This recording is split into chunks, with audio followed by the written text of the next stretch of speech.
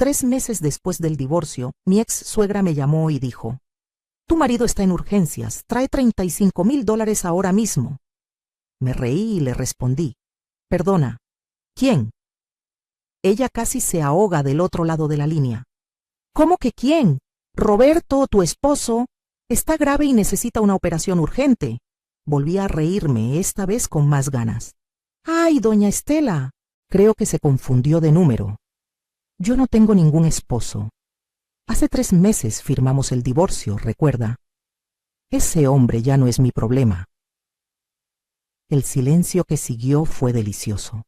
Podía imaginarla ahí, con su cara de limón chupado, que siempre ponía cuando las cosas no salían como ella quería.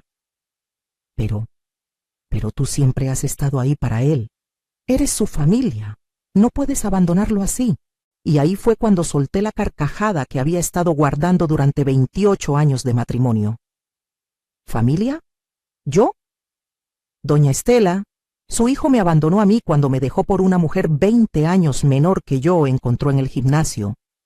Su familia soy yo tanto como usted es la reina de Inglaterra. Que tenga buen día. Y colgué. Así nomás. Sin remordimientos, sin culpa. Y déjame decirte, se sintió glorioso. Sigue mi historia hasta el final. Y comenta la ciudad desde donde me estás viendo para saber qué tan lejos ha llegado mi relato. Porque ese momento, esa llamada ridícula, fue el premio que me gané después de años de ser tratada como un tapete. Años de aguantar humillaciones, desprecios y desplantes de un hombre que creía que yo le debía mi vida entera solo porque se casó conmigo. Pero para que entiendas por qué esa llamada me supo a victoria, tengo que llevarte al principio. Al momento en que conocí a Roberto y empecé a caminar hacia lo que pensé que sería mi felicidad, pero que terminó siendo la mejor lección de mi vida. Mi nombre es Guadalupe, aunque toda la vida me han dicho Lupita. Tengo 63 años, y cuando conocí a Roberto acababa de cumplir 25. Yo trabajaba como secretaria en una empresa de construcción en Monterrey, ganándome el pan de cada día, con honestidad y esfuerzo. Él era uno de los ingenieros, 8 años mayor que yo, bien parecido, con esa labia que tienen algunos hombres que te hacen sentir que eres la única mujer en el mundo. Durante 6 meses me cortejó como los hombres de antes, con flores, serenatas y esas palabras bonitas que a una mujer joven le hacen perder la cabeza. Yo venía de una familia humilde de Guadalajara. Mi papá era albañil y mi mamá vendía tamales en el mercado. Éramos 6 hermanos y yo era la única que había logrado terminar la preparatoria y conseguir trabajo en una oficina. Cuando Roberto me pidió matrimonio, mis papás lloraron de alegría. «Te sacaste la lotería, mija», me dijo mi mamá. «Un ingeniero, de buena familia, con futuro. Vas a vivir como reina». Qué equivocada estaba. Desde el principio, doña Estela, mi suegra, me dejó claro que yo no era suficiente para su precioso hijo. Hubiéramos preferido que Roberto se casara con alguien de su nivel, me dijo el día que fui a conocerla, tomando té en su casa de la Colonia del Valle. Pero bueno, el amor es ciego, ¿verdad? Sonrió con esa sonrisa falsa que aprendí a reconocer tan bien. Su esposo, don Armando, ni siquiera se molestó en disimular. Me miraba como si hubiera entrado a su casa a robarles la plata. Roberto se reía de mis preocupaciones. «No les hagas caso, mi amor. Son de la vieja escuela. Ya se acostumbrarán». Pero nunca se acostumbraron. Y él nunca me defendió. Ni una sola vez en 28 años. Me casé embarazada de 3 meses. Nuestra hija Daniela nació 6 meses después de la boda. Y aunque nadie dijo nada abiertamente, los murmullos en la familia de Roberto fueron implacables. Yo aguanté porque pensé que las cosas mejorarían. Dejé mi trabajo porque Roberto insistió. «Una esposa mía no tiene que trabajar», dijo con ese tono que no admitía réplica. 3 años después nació nuestro hijo, Miguel. 2 niños hermosos que se convirtieron en mi vida entera mientras su padre trabajaba hasta tarde todos los días. O eso decía. Los crié prácticamente sola. Roberto llegaba tarde, cansado, de mal humor. Los fines de semana se iba a jugar golf con sus amigos o a casa de sus papás, donde yo siempre era recibida con esa frialdad que hiela hasta los huesos. Doña Estela criticaba todo: cómo vestía a los niños, cómo cocinaba, cómo mantenía la casa, cómo me peinaba, hasta cómo respiraba probablemente le parecía mal. Y Roberto callado, dejándola hablar, dejándola humillarme una y otra vez. Yo me convertí en una sombra de quien había sido. La Lupita alegre, soñadora, que quería comerse el mundo, se transformó en una mujer que pedía permiso hasta para comprarse un par de zapatos. Roberto controlaba todo el dinero. Me daba una cantidad semanal para el gasto de la casa, y yo tenía que rendir cuentas de cada peso. Si me sobraba algo y me lo quedaba era un escándalo. ¿Para qué quieres dinero? Aquí tienes todo, me decía, pero yo no tenía nada. Vivía en su casa, usaba el dinero que él ganaba, conducía el coche que él compró. Hasta mi ropa la pagaba él, y siempre con comentarios: ¿otra blusa? ¿No tienes suficientes ya? Me fui haciendo pequeñita, invisible, sin darme cuenta. Mis amigas de antes se fueron alejando porque nunca podía salir. Roberto no quiere que ande de callejera, les decía avergonzada. La verdad es que él no quería que tuviera vida propia, relaciones propias, pensamientos propios. Me quería en casa, disponible para él y los niños, sin quejarme, sin pedir, sin existir más allá de lo que él necesitaba. Los años pasaron así, uno tras otro, idénticos en su mediocridad. Daniela y Miguel crecieron y se fueron a estudiar a la universidad. Daniela a Guadalajara, Miguel a la Ciudad de México. La casa se quedó vacía y silenciosa. Roberto cada vez llegaba más tarde. Ya ni siquiera se molestaba en inventar excusas creíbles. Junta de trabajo, compromiso con clientes, proyecto urgente, yo asentía y callaba, porque así me había acostumbrado a vivir, en silencio, sin hacer olas, siendo la esposa perfecta de un hombre que cada día me despreciaba más. Doña Estela seguía con sus comentarios venenosos cada vez que nos veíamos. «¡Ay, Lupita, te has dejado ir! Antes por lo menos te arreglabas un poco. ¿No será por eso que Roberto se ve tan estresado últimamente?» Yo me tragaba las lágrimas y sonreía. Siempre sonreía. Era más fácil que pelear. Pero la gota que derramó el vaso no vino de Roberto directamente. Vino de mi propia hija. Daniela llegó un fin de semana de visita y me encontró llorando en la cocina. Era mi cumpleaños número 53. Roberto se había ido desde temprano diciéndome que tenía que trabajar. Ni siquiera me felicitó. «Mamá, ¿por qué sigues con él?», me preguntó Daniela abrazándome. «Porque es tu papá, porque es mi esposo, porque así son las cosas», le respondí con las excusas que me había repetido durante años. Ella me miró con una tristeza que me partió el corazón. «Mamá, papá tiene una amante. Todo el mundo lo sabe, menos tú aparentemente». Me quedé helada. «¿Qué dices?» «Mamá, por favor, tiene años con la misma mujer, una entrenadora del gimnasio. Se llama Jessica. Tiene 30 años.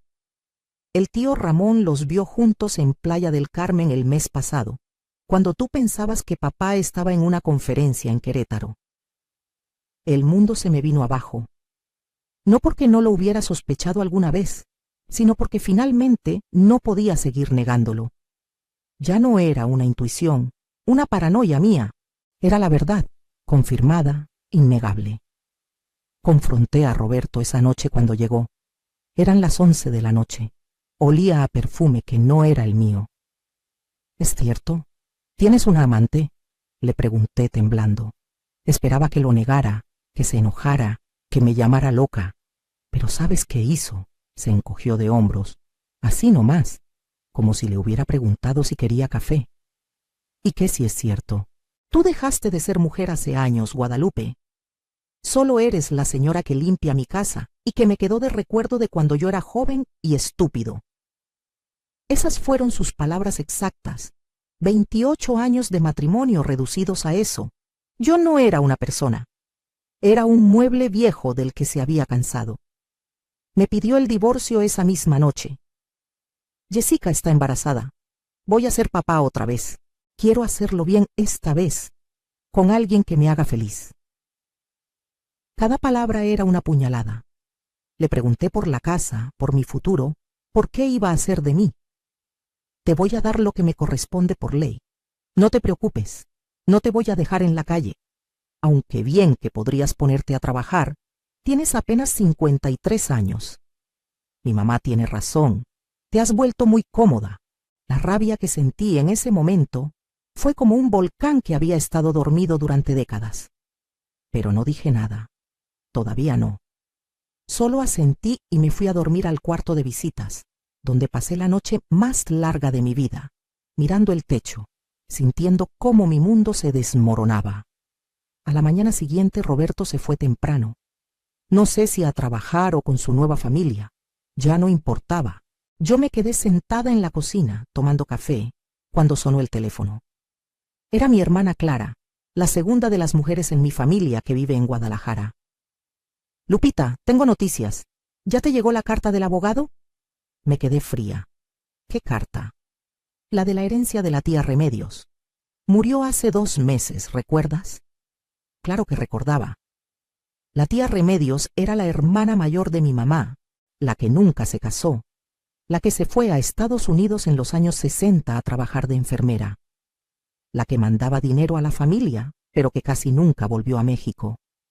Había ido a su funeral en Guadalajara, pero sinceramente no esperaba nada de su herencia. Éramos muchos sobrinos. La tía te dejó algo especial a ti, continuó Clara. 4 propiedades en California, departamentos que compró con los años y que rentaba, y una cuenta bancaria con ahorros. Me quedé muda. ¿Cómo que a mí? ¿Por qué a mí? Porque según su testamento, tú fuiste la única que siempre la visitó cuando venía a México, la única que le escribía cartas, la única que le mandaba fotos de tus hijos. Dice en el testamento que eres la única de la familia que heredó su dulzura y que espera que este dinero te dé la libertad que ella siempre tuvo. Empecé a temblar. ¿Cuánto, Clara? ¿Cuánto dinero? Hubo una pausa. Según el abogado, entre las propiedades y los ahorros, estamos hablando de casi $2 millones, hermana. Estás rica. Colgué el teléfono y me quedé ahí sentada procesando. $2 millones. Propiedades en California. Rentas mensuales. Mientras Roberto pensaba que me estaba dejando en la ruina, mientras su mamá probablemente ya estaba celebrando que por fin se deshacían de mí, mientras esa tal Jessica seguramente ya estaba planeando cómo gastar el dinero de mi exmarido, yo acababa de convertirme en millonaria. La ironía era tan deliciosa que empecé a reírme sola en la cocina. Reí hasta que me dolió el estómago. Reí hasta que las lágrimas me corrieron por las mejillas. Pero esta vez no eran lágrimas de tristeza, eran de pura, absoluta liberación. En ese momento tomé una decisión. No le iba a decir nada a Roberto, nada sobre la herencia, nada sobre el dinero, nada. Iba a dejar que pensara que me estaba destruyendo con el divorcio. Iba a dejar que él y su familia me vieran como la pobre mujer abandonada que se quedaba sin nada. Y mientras tanto, yo iba a planear mi nueva vida con mucho cuidado. Contraté a un abogado, pero no cualquier abogado. Contraté al mejor abogado de divorcios de Monterrey, el mismo que había arruinado a 3 amigos de Roberto en sus respectivos divorcios. Un hombre mayor, elegante, con cara de tiburón y sonrisa de ángel, el licenciado Hernández. Le conté toda mi historia, le mostré los papeles de la herencia y le pedí discreción absoluta. Quiero que saque hasta el último peso que me corresponde de este divorcio, le dije. Pero no quiero que Roberto sepa de mi herencia. Eso es mío, aparte. El licenciado sonrió. Va a ser un placer, señora Guadalupe. Empezamos los trámites del divorcio. Roberto estaba apurado. Quería terminar rápido para casarse con Jessica antes de que naciera el bebé. Qué chistoso, ahora sí le importaban las apariencias. El licenciado Hernández trabajó lento, encontrando cada tecnicismo, cada posibilidad de sacar más. Roberto se desesperaba. ¿Por qué está tardando tanto? Ya dile a tu abogado que acepte lo que te estoy ofreciendo. Yo ponía mi mejor cara de mujer derrotada. Ay, Roberto, es que el licenciado dice que necesita revisar bien todos los papeles. Tú sabes, para que todo sea legal. Mientras tanto, mi abogado descubrió cosas interesantes, como que Roberto tenía otra cuenta bancaria que nunca me había mencionado, como que había comprado un departamento a nombre de una empresa fantasma, como que había estado desviando dinero de su sueldo durante años. Cada descubrimiento era una bomba que el licenciado Hernández guardaba para el momento preciso. Yo seguí viviendo en la casa. Roberto se había mudado con Jessica a un departamento en San Pedro. Me llamaba cada semana para presionarme. Ya firma, Guadalupe. Te estoy dando la mitad de todo. Es más de lo que mereces. Yo suspiraba y le decía que mi abogado todavía estaba revisando cosas. Doña Estela me llamaba también. No seas ridícula, Lupita. Acepta lo que mi hijo te ofrece y déjalo ser feliz. Ya le arruinaste suficientes años de su vida. Yo me mordía la lengua y le decía que sí, que pronto se arreglaría todo, pero por dentro estaba sonriendo, porque sabía algo que ellos no sabían. Sabía que el tiempo jugaba a mi favor. Mientras tanto, empecé a hacer cambios pequeños en mi vida. Pequeños para que nadie sospechara, pero significativos para mí. Me corté el pelo, un corte moderno que me quitó 10 años de encima. Empecé a ir al gimnasio, no para verme bien para nadie, sino porque me hacía sentir fuerte. Me compré ropa nueva, con mi propio dinero de la herencia, ropa que me gustaba a mí, no lo que Roberto o su mamá pensaran que era apropiado. Colores brillantes, escotes que no eran escandalosos pero que tampoco eran de monja. Me sentía renacer. Daniela notó el cambio cuando vino a visitarme. Mamá, te ves increíble. ¿Qué pasó? Le sonreí. Pasó que me estoy encontrando a mí misma, mija. Fueron 3 meses de divorcio en proceso. 3 meses en los que Roberto se casó con Jessica en una boda pequeña, íntima, donde yo, por supuesto, no estaba invitada. 3 meses en los que nació su bebé, un niño al que llamaron Roberto Jr. Doña Estela estaba en el cielo con su nuevo nieto, publicando fotos en Facebook de su nueva familia. Miguel me llamó furioso. Mamá, ¿viste lo que puso la abuela? Como si nosotros no existiéramos. Yo le calmé. Déjala, mijo, que disfrute su momento. Ya le va a llegar su realidad. No entendió qué quise decir, pero yo sí sabía. Por fin llegó el día de la audiencia final de divorcio. Roberto llegó con Jessica, ella cargando al bebé como si fuera un trofeo. Doña Estela también fue, para darle apoyo moral a su hijo. Me vieron llegar y Jessica se rió. Literal se rió. Era más joven que mi hija. Llevaba tacones altísimos, un vestido pegado que dejaba poco a la imaginación, y más maquillaje que una quinceañera. Pobre señora, le dijo a Roberto, lo suficientemente alto para que yo escuchara. Se ve tan acabada. Roberto no dijo nada, pero sonrió. Esa sonrisa cruel que había aprendido a conocer también. El juez revisó los papeles. El licenciado Hernández había hecho un trabajo impecable. Presentó todas las pruebas de los activos ocultos de Roberto, de las cuentas secretas, del departamento a nombre de la empresa fantasma. La cara de Roberto pasó de confiada a preocupada a aterrada en cuestión de minutos. ¿Qué es esto?, gritó. Esto es privado. No tiene derecho. El licenciado Hernández sonrió. Todo lo que se adquirió durante el matrimonio es propiedad conyugal, ingeniero. Y mentir sobre activos en un proceso de divorcio es un delito. Pero tranquilo, mi clienta es generosa. Solo quiere lo que le corresponde por ley. Al final, el juez dictaminó que yo me quedaba con la casa, con el 50% de todas las cuentas bancarias, incluyendo las ocultas, con el 50% del valor del departamento que Roberto había comprado a escondidas y con una pensión alimenticia vitalicia porque había sido ama de casa durante todo el matrimonio. Roberto quedó pálido. Esto me deja en la ruina. El juez lo miró con frialdad. Debió pensarlo antes de ocultar activos, señor. Jessica empezó a llorar. El bebé empezó a llorar. Doña Estela me miraba con un odio que podría haber quemado el edificio. Y yo me quedé ahí, tranquila, serena, firmando los papeles de divorcio con mano firme. Salimos del juzgado. Roberto intentó alcanzarme. Guadalupe, esto no se va a quedar así. Voy a apelar, no puedes dejarme sin nada. Me volteé y lo miré a los ojos. No te estoy dejando sin nada, Roberto. Te estoy dejando exactamente con lo que tú querías dejarme a mí. La mitad. La diferencia es que yo sí jugué limpio. El que escondió dinero fuiste tú. Doña Estela se metió. ¿Eres una interesada? Siempre lo fuiste. Solo querías el dinero de mi hijo. Me reí. Ahí, frente a todos. ¿Sabe qué, doña Estela? Tiene razón. Fui una interesada, pero no del dinero de su hijo. Fui interesada en tener una familia, en tener amor, en tener respeto.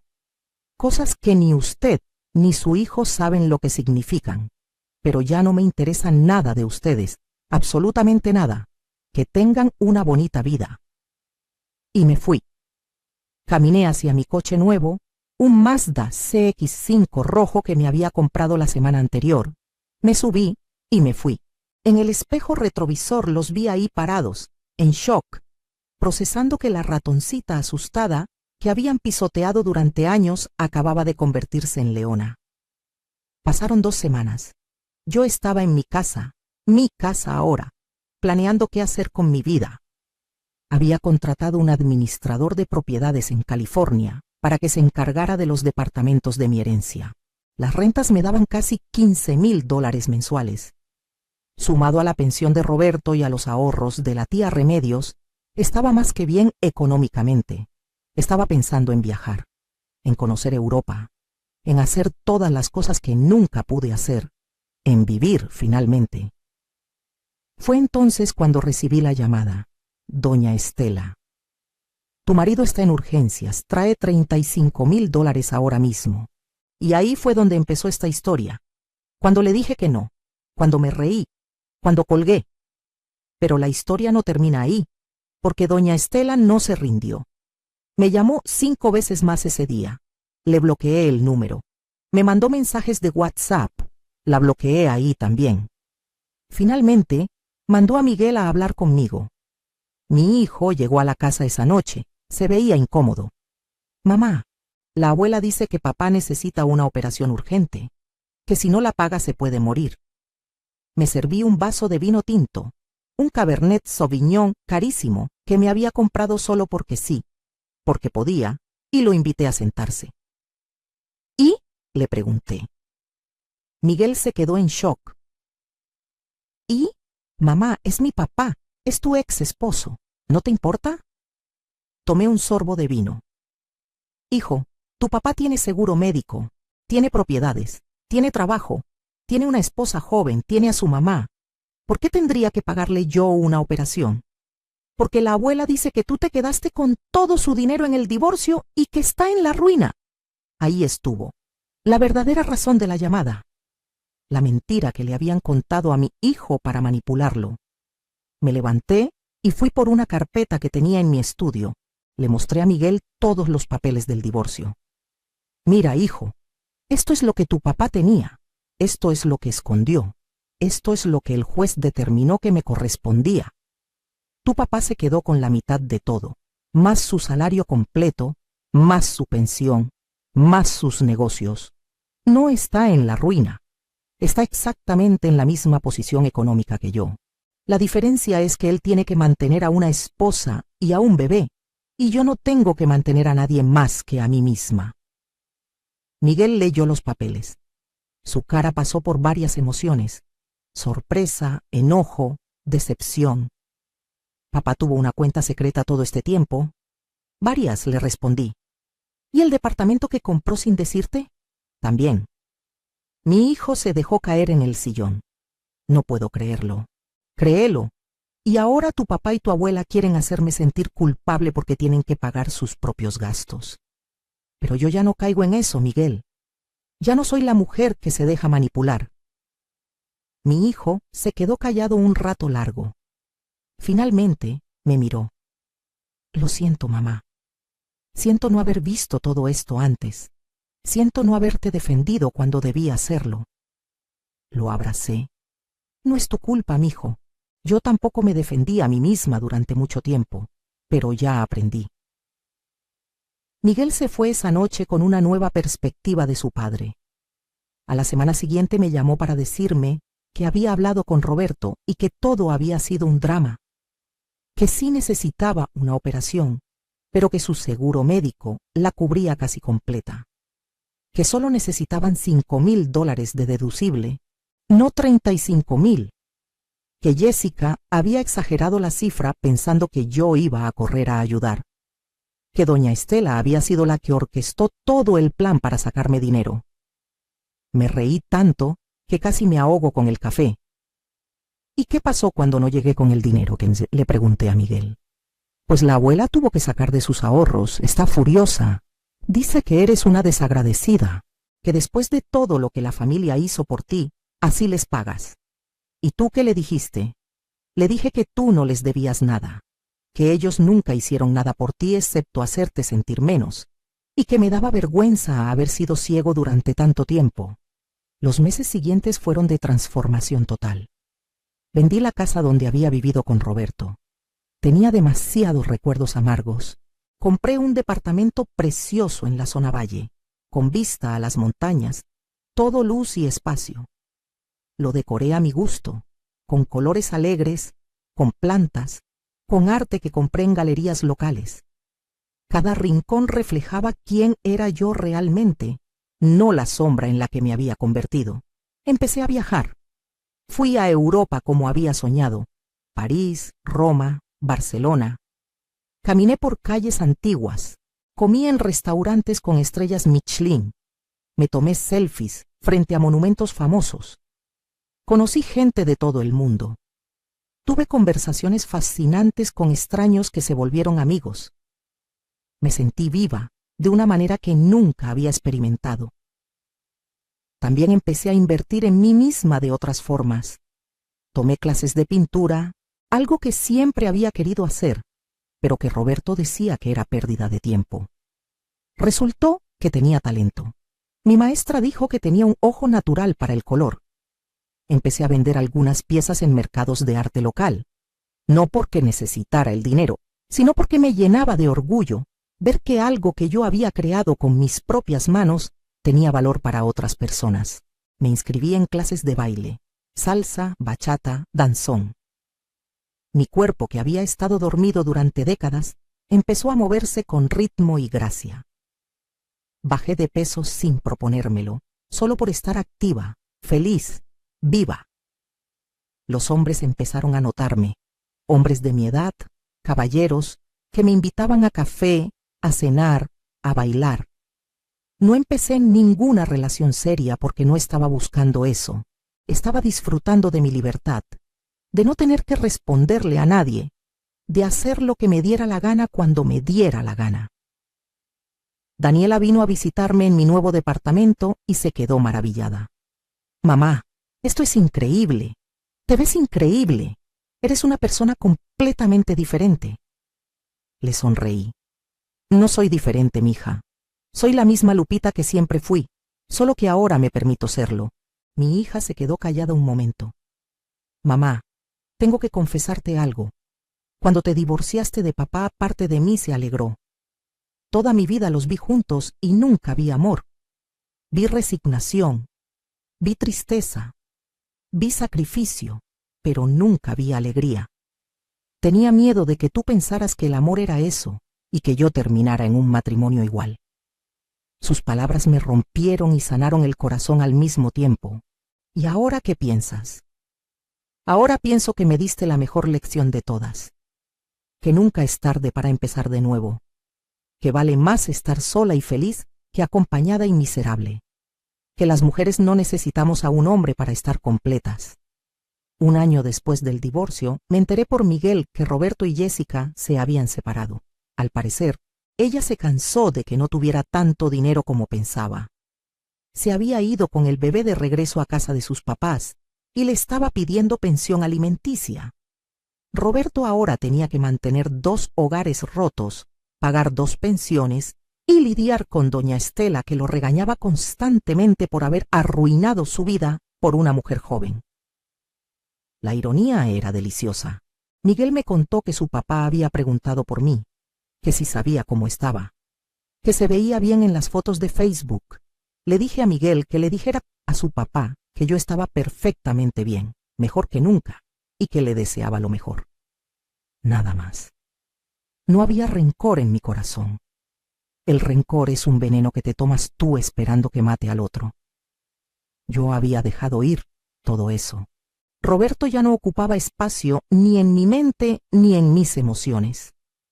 Doña Estela intentó contactarme una vez más, casi 2 años después del divorcio.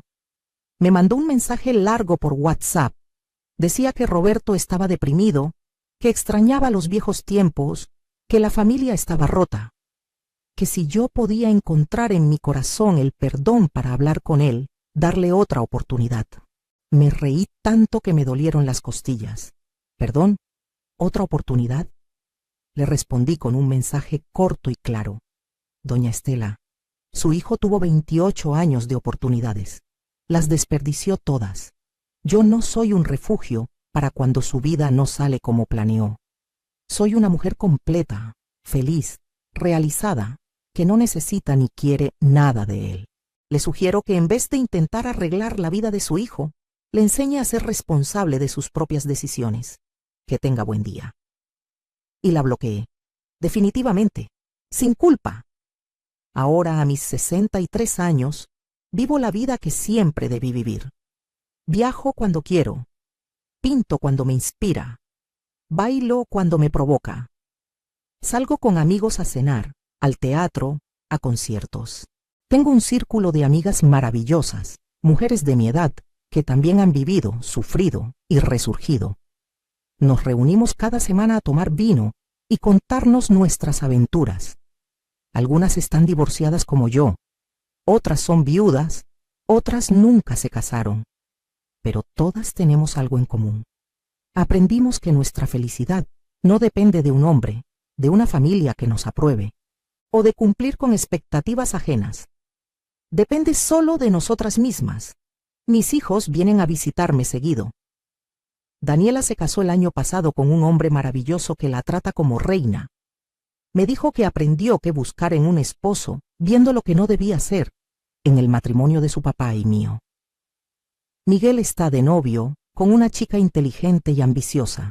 Me dice que aprendió a respetar a las mujeres viendo cómo su papá no me respetó a mí, y decidiendo ser diferente. Mis hijos son mi mayor orgullo. No porque sean perfectos, sino porque a pesar de crecer en un hogar roto, se convirtieron en personas buenas, conscientes, amorosas. A veces cuando estoy en mi terraza viendo el atardecer sobre las montañas de Monterrey, con una copa de vino en la mano y música suave de fondo, pienso en la Lupita de hace 3 años. La mujer asustada, pequeña, invisible. La mujer que creía que su valor dependía de qué tan bien servía a otros. La mujer que pensaba que el amor significaba aguantar humillaciones. Y me dan ganas de abrazarla, de decirle que todo va a estar bien, que el dolor que está sintiendo es el nacimiento de algo hermoso, que la traición que la está destruyendo es en realidad su liberación, que al otro lado de ese divorcio que parece el fin del mundo, hay una vida que ni siquiera puede imaginar. Una vida llena de color, aventura, alegría y sobre todo, libertad. ¿Qué habrías hecho tú en mi lugar? ¿Le habrías dado el dinero a tu ex cuando te llamó de emergencia? ¿O habrías hecho lo mismo que yo? Comenta abajo. Y si mi historia te resonó, si te hizo sentir algo, compártela. Porque en algún lugar hay una mujer que necesita escuchar que no está sola, que no es egoísta por querer más, que no es mala persona por ponerse a sí misma primero, que nunca, pero nunca, es demasiado tarde para empezar de nuevo. Gracias por escuchar mi historia. Gracias por acompañarme en este viaje. Y recuerda, tú vales más de lo que te han hecho creer. Mucho más.